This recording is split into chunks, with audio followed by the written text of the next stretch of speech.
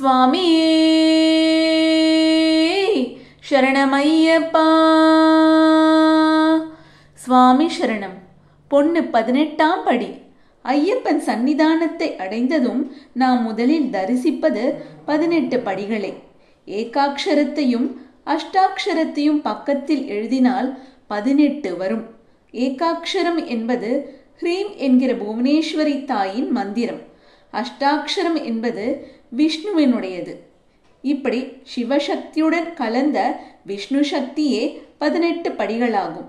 இது 18 புராணங்களையும் பகவத்கீதையில் உள்ள 18 அத்தியாயங்களையும் குறிக்கிறது.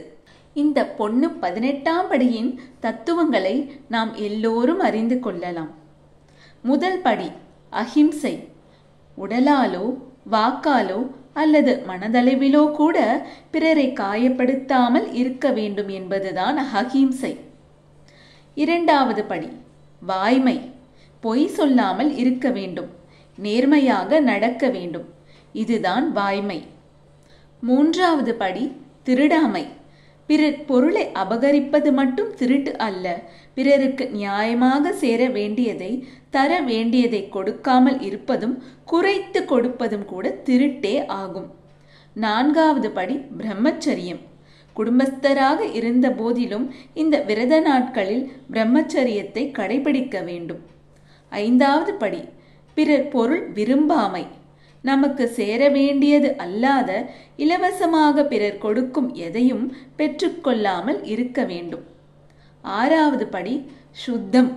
உடலும் உள்ளமும் தூய்மையாக இருக்க வேண்டும். உடல் தூய்மைக்கு 2 வேளை குளிக்க வேண்டும்.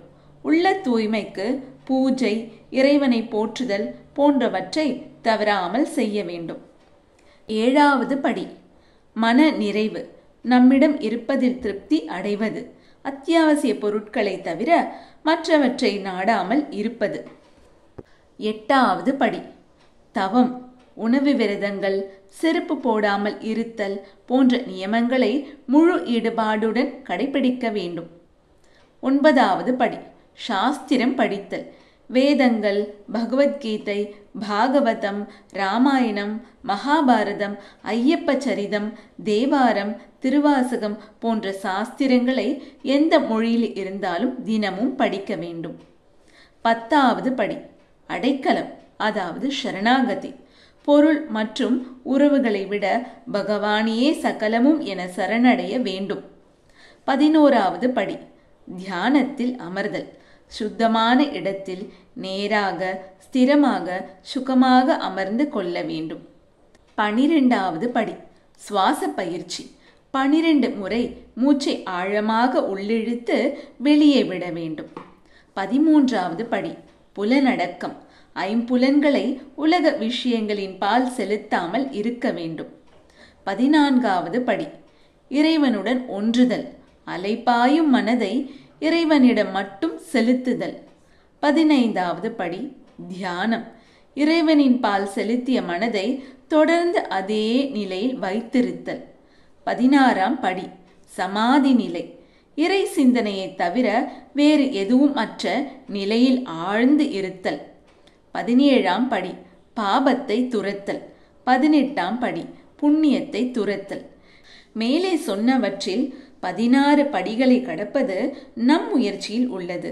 16 படிகளை ஸ்ரத்தையுடன் கடந்தால் 17ஆம் படி 18ஆம் படிகளை கடக்க ஐயப்பனே நம் கைப்பிடித்து அழைத்து செல்வாராம்.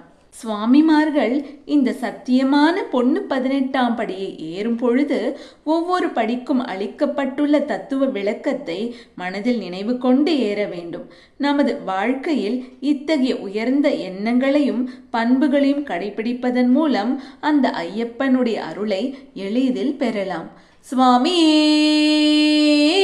சரணமையப்பா.